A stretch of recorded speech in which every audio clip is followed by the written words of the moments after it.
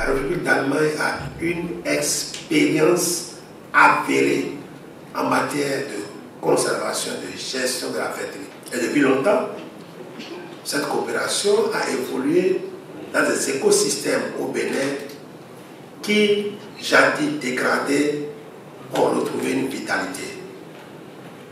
Le Bénin commence par être verdi grâce à la coopération allemande. Ce n'est pas de 20 mots. Je suis paysan et fils de paysan. J'ai vécu ça. J'ai contribué à discuter avec des paysans. Avec votre appui, on a contribué à convaincre les gens sur la sauvegarde de la terre nourricière. Et avec de petites pratiques, on se rend compte aujourd'hui que les gens peuvent cultiver des années sur le même sol sans pouvoir perdre leur capacité productive et sans pouvoir être incapable de régler la question alimentaire et surtout de développement. Beaucoup de pays sont dans cette initiative. Et c'est ingénieux de chercher année après année à faire le bilan dans un pays pour découvrir les réalités de mise en œuvre des divers programmes par des collègues.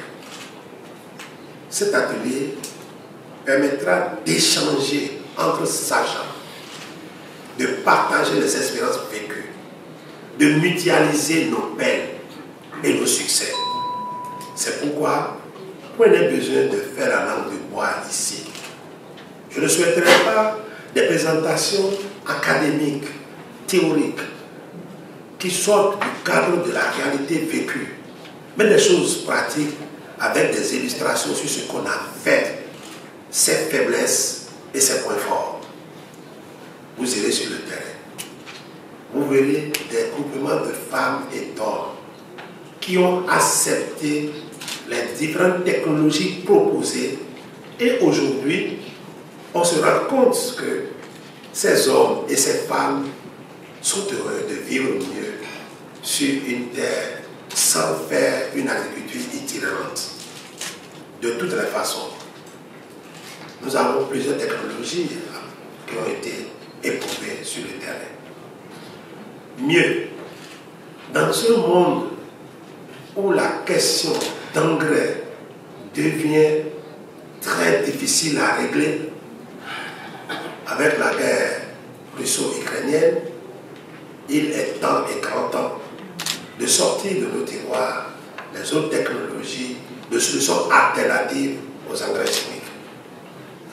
La production biologique, la production efficiente qui nourrit l'homme et qui lui permet de gagner sa vie est importante aujourd'hui comme réflexion stratégique à mener. C'est pourquoi tout ce que nous allons faire ici devrait conquérir à sortir le paysan de la pauvreté, l'aider à grandir et à préserver la terre pour les générations à venir. En vérité, ce que la coopération allemande nous a permis de gagner au Bénin a besoin d'être partagé, d'être documenté, et que beaucoup de jeunes sachent en images comme dans les Écritures qu'est-ce qu'a été l'environnement dans lequel les grands-parents, les parents ont vécu, quel est l'environnement dans lequel nous sommes aujourd'hui et qu'est-ce que nous devons faire pour que les générations montantes puissent aussi hériter d'une terre nourricière. Je suis heureux de vous accueillir ici, au Bénin, un pays chargé d'histoire. Et les régions que vous allez visiter sont aussi des régions chargées d'histoire.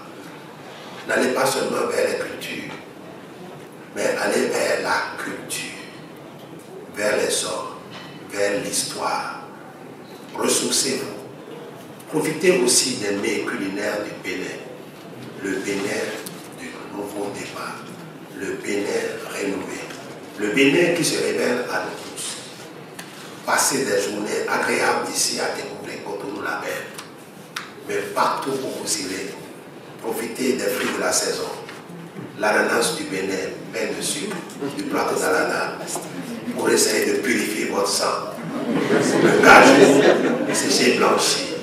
Et tous les petits produits, même notre carré national, le chlorure de soutien. Quand j'étais étudiant, c'est son nom d'élève. Le chlorure de soutien. Regardez, il aura quelque chose de tout particulier. Découvrez ensemble avec nous le Bénin, comme on a découvert le Kenya, le Burkina, Madagascar, même l'Ouganda qui rentre dans la danse aujourd'hui, et tous les autres pays ici partenaires.